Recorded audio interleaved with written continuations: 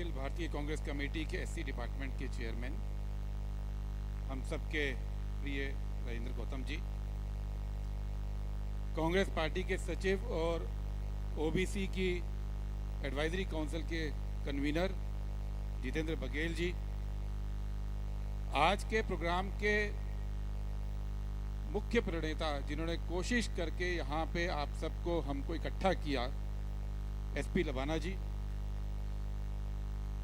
राजेश राठौर जी, आकाश जाधव जी, जलजा नायक जी, बलैया नायक जी, JP Pawar ji, Ashok Bhartia जी, बलविंदर सिंह मुल्तानी जी, रामकरण जी और सुरेंद्र सिंह लबाना जी, और यहाँ मौजूद हमारे सभी संगी साथी,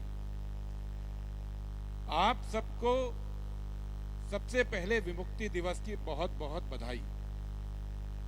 और आप जहां बैठे हैं, अखिल भारतीय कांग्रेस कमेटी के राष्ट्रीय ऑफिस में 24 अकबर रोड में, ये उस पार्टी का राष्ट्रीय ऑफिस है जिस पार्टी के पहले प्रधानमंत्री उन्होंने देश को दिए, जवाहरलाल नेहरू जी, और जवाहरलाल नेहरू जी के फैसले को याद करते हुए आज हम मुक्ति दिवस मना रहे हैं। उस सब की आपको बहुत बहुत बधाई। और दूसरी बात, यहां जहां आप बैठे हैं, 24 अकबर रोड, लुटियन दिल्ली का हिस्सा, जहां पे ये ऑफिस बना है, जहां पूरी भारत सरकार के सारे ऑफिस बने हैं, वो जगह कनॉट प्लेस से लेकर धौला कुआं तक किसी जमाने में इन्हीं लखी शाह बंजारा जी की होती थी, जिन लखी शाह बंजारा जी की याद में आज हम यहाँ इकट्ठा हो रहे हैं, जिनकी फोटो पे आज हमने फूल चढ़ाए। वो लखी शाह बंजारा जी के आप वारिस, उस परंपरा के आप लोग, आपका स्वागत है। हम उस परंपरा को नहीं मानते जो परंपरा अंग्रेजों ने पूरे देश को सिखाई कि डीएनटी के लोग वो आपराधिक परंपरा के हैं। हमारी परंपरा जिन लोगों से जुड़ी है, जिसको हम मानते हैं, उनके चित्र यहाँ लगे हैं और उनकी धरती पर आप बैठे हैं, लखी शाह बंजारा जी की। इसके लिए मैं आप सबका स्वागत करता हूं। और मैं खुद दो परंपरा से आता हूं गौतम साहब। एक परंपरा है कांग्रेस पार्टी की और एक परंपरा है सिख धर्म की, जिसको मैं मानता हूं। कांग्रेस की परंपरा नेहरू जी से शुरू होती है। जब वो पहली बार कांग्रेस के अध्यक्ष बने थे 1931 में, 1931 में, तो उन्होंने कराची के अंदर एक प्रस्ताव पेश किया था जिसको हम कराची रेजोल्यूशन बोलते हैं। और पहली बार कांग्रेस पार्टी के मंच से जवाहरलाल नेहरू जी ने कहा कि जब हम आजाद होंगे तो हर व्यक्ति बराबर होगा, हर व्यक्ति के पास एक जैसे अधिकार होंगे। ये डीनोटिफाइड ट्राइब जैसी की अवधारणा उन्होंने उसी वक्त खत्म करने की बात की थी। ये नेहरू जी का योगदान था। उसके बाद 1936 में नेल्लोर के अंदर नेहरू जी ने ये बात बोली कि कोई भी ट्राइब देश के अंदर, कोई भी जाति को आप आपराधिक जाति नहीं कह सकते हैं। ये सभ्यता के कानून के खिलाफ है, ये कांग्रेस के कानून के खिलाफ है। और जब भारत आजाद होगा तो डीनोटिफाइड ट्राइब जैसी कोई चीज नहीं होगी। ये 1936 में जवाहरलाल नेहरू जी ने नेल्लोर में बोला था। और वही फिर बाद में आकर आजादी के 5 साल और 15 दिन बाद ये फैसला हुआ कि देश से डीनोटिफाइड ट्राइब जैसी बात को खत्म किया जाएगा, कानून को, सॉरी, और हर व्यक्ति बराबर होगा। हम उस परंपरा के हैं। और वो परंपरा बीच में कमजोर हुई। हमारे नेता राहुल जी ये कहते हैं कि कांग्रेस पार्टी को बहुत सारे वर्गों के लिए जो करना था उसमें बहुत कुछ किया और बहुत कुछ करना बाकी है। और इसीलिए जब 2004 के अंदर सरकार बनी कांग्रेस पार्टी के अंदर, तो उस परंपरा को हमारी आदरणीय नेता सोनिया गांधी जी ने आगे बढ़ाने की कोशिश की। 2006 के अंदर रेनके कमीशन की रिपोर्ट ली, आप सब जानते हैं। और लंबे समय के बाद, कई दशकों के संघर्ष के बाद भारत सरकार को यह कहा गया कि अब ये जो डी नोटिफाइड ट्राइब्स के मामले हैं उनके ऊपर भारत सरकार को काम करना चाहिए। और काम भी क्या क्या करना चाहिए? उनकी नेशनल एडवाइजरी कमेटी काउंसिल की वो चेयरपर्सन थी, उसने कहा पहली बात कि जितने भी लोग, जितनी भी जातियां डी नोटिफाइड, अर्थ नोटिफाइड हैं, उनकी जातिगत जनगणना होनी चाहिए। ये नेशनल एडवाइजरी काउंसिल ने और रेनके कमीशन ने पहले बोला, और इस बात को राहुल गांधी जी लगातार उठा रहे हैं कि जातिगत जनगणना में जितनी भी घुमंतु जातियां हैं, जितनी भी डी नोटिफाइड जातियां हैं, उनकी गणना होनी चाहिए। दूसरी बात, सोनिया जी के नेतृत्व में यह कही गई कि देश के सभी राज्य सरकारों को निर्देश देना चाहिए कि इन जातियों से जुड़े जो करीब 20 करोड़ लोग हैं, उनके साथ प्रशासन और पुलिस का व्यवहार कैसा होना चाहिए, ये निर्देश देने की बात हुई। और ये इसलिए जरूरी है कि देश के अंदर हम सब जानते हैं कि करोड़ों लोग अंडर ट्रायल देश के अंदर कैद रहते हैं, करोड़ों केस कोर्ट्स के अंदर हैं, और उसका बहुत बड़ा हिस्सा जो अंडर ट्रायल कैद के अंदर रहते हैं वो घुमंतु और डी नोटिफाइड जातियों के लोग होते हैं। तमिलनाडु में अभी एक रिपोर्ट आई, कुरुवरा जाति के लोग एवरेज हर व्यक्ति के ऊपर 5 केस है, और वो कोर्ट के अंदर जाते नहीं है केस पूरे, और वो बिना कोई अपराध प्रूव हुए, बिना कोई सजा हुए आप कोर्ट के और जेल के चक्कर में रहते हैं। इसलिए नेशनल एडवाइजरी कमेटी ने उस समय बोला था कि एक कोड ऑफ कंडक्ट बनना चाहिए कि इन तमाम जातियों को लेकर जो पूर्वाग्रह पैदा हुए हैं प्रशासन के अंदर, उसको दूर करना है। और उन्होंने निर्देश दिया था, तब शैलजा जी जो आज कांग्रेस की जनरल सेक्रेटरी हैं, वो सामाजिक न्याय की मंत्री होती थी, उनको निर्देश दिया और शैलजा जी ने उस समय फैसले करवाए कि डीएनटी के लिए, आर्थिक तरक्की के लिए और शैक्षणिक तरक्की के लिए अलग से कार्यक्रम बनने चाहिए। ये बात कांग्रेस पार्टी ने 2013 में डिक्लेयर की, और ये बोला कि जैसे एससी का कमीशन है, जैसे एसटी कमीशन है देश के अंदर, वैसे ही डीएनटी के लिए भी एक कमीशन होना चाहिए। ये भी फैसला उस समय की सरकार, यूपी की सरकार में किया गया था। वो लागू नहीं हुआ क्योंकि उसके बाद बीजेपी की सरकार आई, और ये भी कहा कांग्रेस पार्टी का स्टैंड है, और जब अब हमारी सरकार आएगी उसको किया जाएगा कि डी नोटिफाइड ट्राइब के लिए अलग से फाइनेंस कमीशन होना चाहिए, ताकि वो लोग अपने रोजगार को बढ़ा सकें, लोग इंडस्ट्री लगा सकें और मेन स्ट्रीम में आर्थिक तरक्की कर सकें। और रेनके कमीशन ने एक और बात कही थी जिसको मनवाना चाहिए और कांग्रेस पार्टी के एजेंडा पे लाएंगे कि डीएनटी के लोगों को अलग अलग, क्योंकि वो बटे हुए हैं, कोई एससी में है, कोई एसटी में है, कोई ओबीसी में है, और करीब 250 ऐसी जातियां हैं जो किसी में नहीं आती हैं।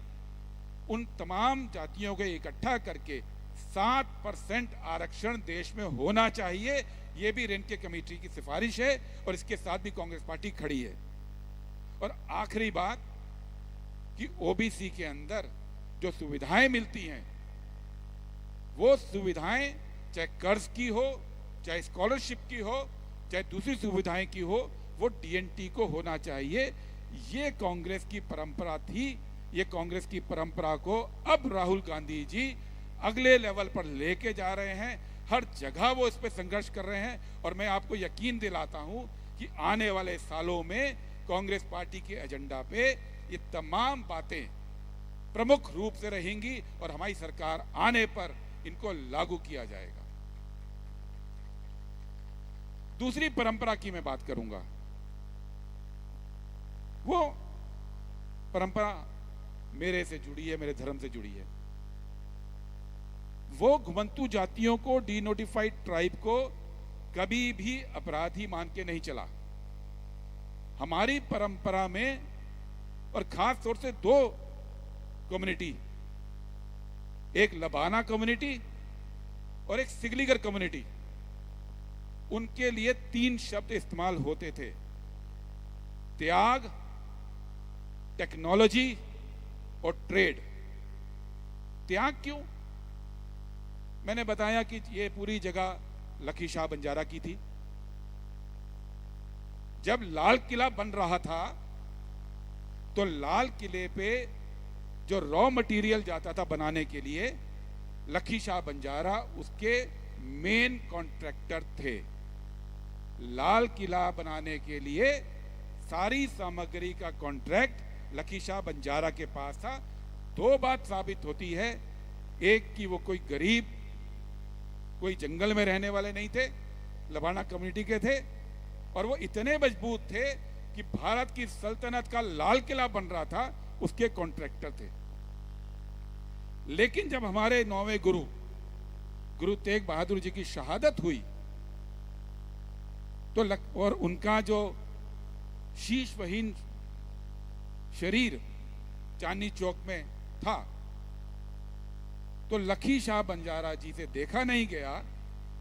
उन्होंने अपनी रुई की गाड़ी में उनके शरीर को छुपाया और जहां आज गुरुद्वारा रकाबगंज साहिब है, वहां उनका घर होता था। घर में लाकर उन्होंने हमारे 9वें गुरु का अंतिम संस्कार किया और मुगल बादशाह औरंगजेब को पता ना चले तो चिता के साथ अपने पूरे घर को आग लगा दी। ये त्याग की हम परंपरा की बात करते हैं। ये आपकी कम्युनिटी की परंपरा है कि बड़े से बड़े त्याग से नहीं डरते, क्योंकि अन्याय के खिलाफ लड़ते हैं, न्याय के लिए लड़ते हैं। और सिर्फ एक उनकी बात नहीं है। जब गुरु नानक देव जी उन्होंने सिख धर्म की बात करनी शुरू की तो एक लबाना ही थे भाई मनसुख दास जो उनसे जुड़े और फिर श्रीलंका तक उनकी बातों का प्रचार करने गए। भाई मती सिंह के परिवार के लोग तो कहते हैं कि करीब 100 कुर्बानियां उन्होंने दी अपनी जान की। बहुत सारे ऐसे नाम हैं जो इस परंपरा में त्याग से जुड़ते हैं, लेकिन त्याग तो केवल एक चीज है, दूसरी चीज टेक्नोलॉजी।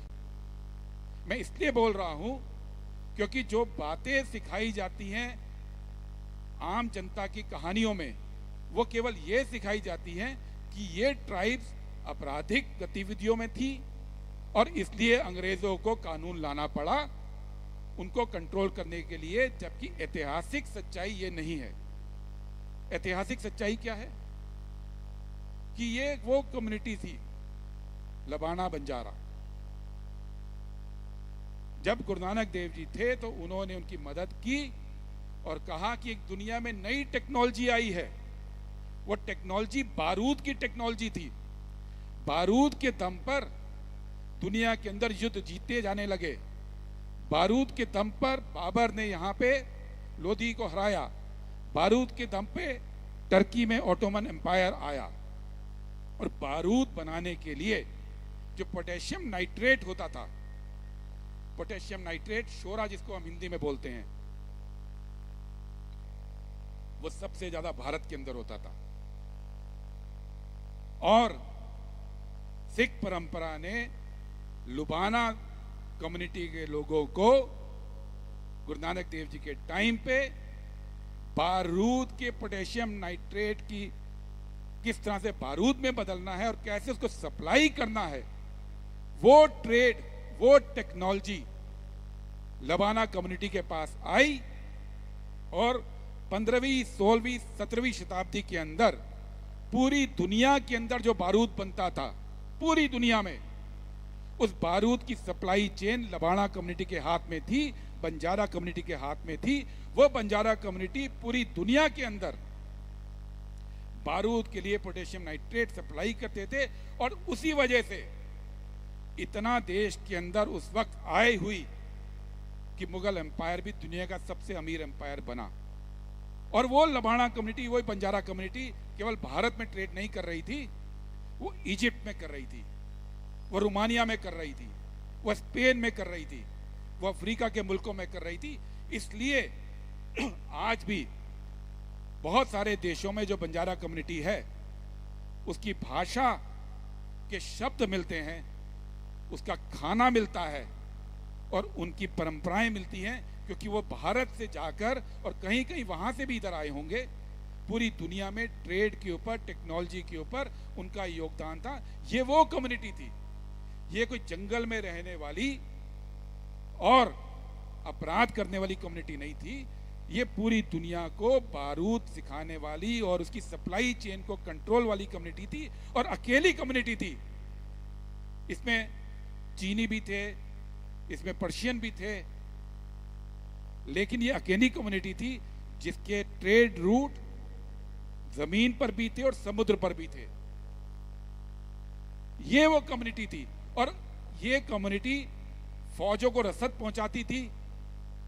ये कम्युनिटी जितने देश के अंदर अनाज के गोदाम होते थे वो उनके थे। टांडा बोलते हैं, आज भी टांडा आप सब जानते हैं कितने सारे हैं। और अभी रिसर्च ने बताया कि पूरी दुनिया में लबाड़ा कम्युनिटी, बंजारा कम्युनिटी के 7,000 टांडा हैं, क्योंकि वो पूरी सप्लाई चेन उनके पास थी, ब्राजील तक है। टांडा ही बोलते हैं उनको। तो जो इतनी स्ट्रांग कम्युनिटी होगी, जब अंग्रेज आए तो उन्होंने उसको तोड़ना शुरू किया, क्योंकि अकबर के टाइम पे तो दे दिया कि आपके ऊपर टोल टैक्स नहीं लगेगा, बंजारा कम्युनिटी जो अनाज लेके आएगी उसके ऊपर कोई टोल टैक्स नहीं लगेगा। ये देश की इतिहास है, और उस इतिहास को तोड़ने के लिए अंग्रेजों ने कहा कि नहीं, ये अपराधी कम्युनिटीज हैं, और उनको तोड़ा। और बहुत सारी दूसरी कम्युनिटीज जो जंगल के अंदर जंगली सामान इकट्ठा करते थे, जो पशुओं का ट्रेड करते थे, जो नट का, नृतक का काम करते थे, उन तमाम कम्युनिटीज को इस देश के अंदर अपराधी कम्युनिटी घोषित कर दिया गया। और ये कांग्रेस की अब परंपरा रही कि जिन्होंने उसको उस स्टिग्मा से दूर किया। और ये नॉर्थ इंडिया की सिख परंपरा रही जिसने उस पूरी कम्युनिटी को बराबर का दर्जा देकर ना केवल ट्रेड में बल्कि अपने धर्म में बराबर की जगह देकर सबको लीडर मानने की शुरुआत की। वक्त ये कहता है कि दोबारा उसी गौरव को हासिल ये कम्युनिटी करे, और इस गौरव को हासिल करने के लिए जो कुछ जरूरी है, कांग्रेस पार्टी उस बात को, एजेंडा को आगे लेकर चले। और जब कांग्रेस से बात करनी शुरू की तो बीजेपी की आंख भी खुली। बीजेपी ने कोशिश की है, एक कमीशन उन्होंने भी बनाया और बोला कि हम लोग जो हैं डीएनटी के लिए काम करेंगे। लेकिन फर्क है, आज जब राहुल गांधी जी हर मंच से कह रहे हैं कि दबे कुचले समाज के लिए मैं लड़ूंगा, मैं, मेरा जीवन उनके लिए समर्पित है, तो वो दिल से बात कह रहे हैं। उन्होंने पूरी भारतीय जनता पार्टी, आरएसएस की भाषा नहीं अपनाई। आज की तारीख में हम सबको पता है कि अगर आप नफरत फैलाओगे, अगर आप लोगों को बांटोगे तो वोट ज्यादा पड़ते हैं। पर राहुल गांधी इसके बावजूद न नफरत फैलाते हैं, न लोगों को बांटते हैं, बल्कि वो ये कहते हैं कि मैं राजनीति में पावर के लिए नहीं हूं, मैं राजनीति के अंदर लोगों के सामाजिक उत्थान के लिए हूं, संविधान को लागू करने के लिए हूं, सामाजिक न्याय के लिए हूं। और वो राहुल गांधी जी का मिशन है। वो नफरत फैलाकर वोट नहीं लेते हैं, वो आप लोगों के साथ कंधे से कंधे मिलाकर लड़ाई में एक कमांडर की भूमिका में अपने को लेते हैं, और अपना पूरा जीवन, अपना पॉलिटिकल करियर उन्होंने इस काम के लिए सुपुर्द कर दिया है। लेकिन बीजेपी को समझ नहीं आएगी। इसीलिए जब बीजेपी कास्ट सेंसस की बात कर रही है तो अभी तक डीएनटी ट्राइब्स, घुमंतू ट्राइब्स की गणना के ऊपर एक शब्द नहीं बोले हैं। जब आपको जातिगत जनगणना करनी है तो आप इन कम्युनिटीज जो 20 करोड़ हैं देश के अंदर, उनकी अलग से गणना क्यों नहीं करेंगे? क्यों नहीं करेंगे? भाजपा को आज बताना चाहिए। दूसरी बात, उन्होंने कहा हमने अलग से डिपार्टमेंट बना दिया मंत्रालय के अंदर और उसको हमने डीएनटी के लिए लागू कर दिया, डीएनटी के वेलफेयर के लिए स्कीमें ला रहे हैं। उन स्कीमों की सच्चाई क्या है? एक स्कीम को बोलते हैं सीड। 2021 में उसके अंदर 50 करोड़ दिए, अगले साल काट के उसको 28 करोड़ कर दिया, अगले साल काट के 15 करोड़ कर दिया, अभी इस साल 39 करोड़। अब कोई बताए 20 करोड़ लोगों के लिए 15 करोड़, 30 करोड़, 40 करोड़ में कौन सी स्कीम चलती है? और वो पैसा भी खर्च नहीं कर पा रहे हैं। उन्होंने बोला हमने डीएनटी के अलग से आयुष्मान कार्ड बनाने शुरू किए। अभी डेटा दिया 3 महीने पहले, पूरे देश के अंदर डीएनटी समुदाय को 7,000 आयुष्मान कार्ड मिला। 20 करोड़ जनता, कार्ड कितने दिए? 7,000। बोला हम उनके लिए मकान देना चाहते हैं। 11 साल में डीएनटी के लिए बीजेपी ने केवल और केवल 3,000 घर अभी तक एलोकेट किए हैं। बोलते हैं हम डीएनटी के लोगों को विदेश में पढ़ने के लिए स्कॉलरशिप दे रहे हैं। स्कीम शुरू हुए 6-7 साल हो गए और कुल कितने लोग गए आज तक? 14 लोग। वो भी जो संघ के कार्यकर्ता होंगे वही गए होंगे। मुझे नहीं लगता कि आम डीएनटी का कोई स्टूडेंट को उन 14 में भी नंबर आया हो। तो इतने बड़े समाज के लिए आप जो स्कीमें शुरू कर रहे हैं वो विज्ञापन ज्यादा है, वो डीएनटी समुदाय की तरक्की के लिए कोई स्कीम नहीं है। केवल जैसे मोदी जी की आदत है कोई एक स्कीम शुरू कर देना और स्कीम शुरू करके उसका एडवर्टीजमेंट करना। लेकिन आप बताइए, आप इतने सारे लोग बैठे हैं, क्या आपके बीच में से एक भी स्टूडेंट डीएनटी समुदाय का विदेश गया है? क्या एक को भी घर मिला है? क्या एक को भी आयुष्मान कार्ड मिला है? यह सच्चाई है। इस सच्चाई को लोगों के बीच उजागर भी करना है, अपने इतिहास को वापस दुरुस्त करते हुए लोगों में कॉन्फिडेंस के साथ भी जाना है और कांग्रेस पार्टी को मजबूत भी करना है, ताकि राहुल गांधी जी जो बीड़ा उठा के चल रहे हैं, राहुल गांधी जी जो समाज के लिए करना चाहते हैं, उसके लिए जो ताकत चाहिए, उसके लिए जो शक्ति चाहिए, उसके लिए जो सरकार चाहिए, उसके लिए हम सबको कंधे से कदम मिला के भी चलना है। तब जाकर इस तरह की कॉन्फ्रेंस का मकसद पूरा होगा, क्योंकि लड़ाई एक दिन की नहीं है, लड़ाई बहुत लंबी है। और उसके लिए यहां राजेंद्र पाल जी बैठे हैं, नया नेतृत्व भी तैयार करने की जरूरत है। राहुल गांधी जी ने दरवाजा खोला, आप सबसे आह्वान है उस दरवाजे में घुसकर नेतृत्व संभालिए। अलग अलग स्तर पर जब तक डीएनटी के हमारे युवा लड़के लड़कियां गांव के स्तर पर, मोहल्ले के स्तर पर, जिला के स्तर पर, एमएलए और एमपी के स्तर पर नहीं पहुंचेंगे तो सारी बातें बेकार हैं। जो पावर पॉलिटिकल पावर से आती है, जो पावर ब्यूरोक्रेटिक पावर से आती है, जो पावर कॉरपोरेट पावर से आती है, उस पावर को लिए बगैर कोई तरक्की अधूरी है।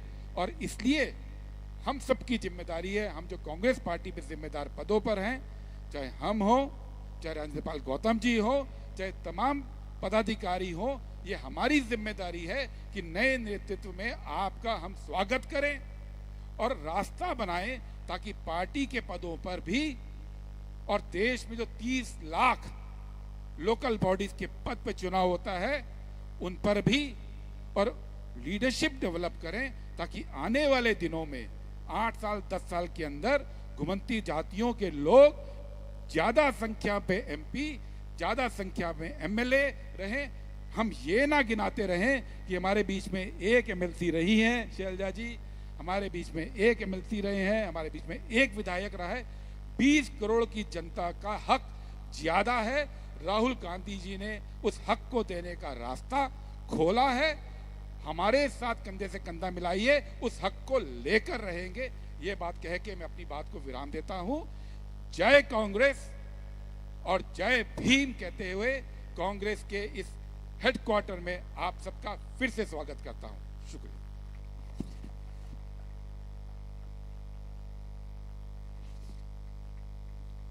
धन्यवाद। सप्पल साहब ने आपको बहुत विस्तार पूर्वक कांग्रेस पार्टी की नीतियां और धर्म नीति का पाठ पढ़ाया। इस सब को, इन बातों को पल्ले बांध करके साथ लेके जाना है।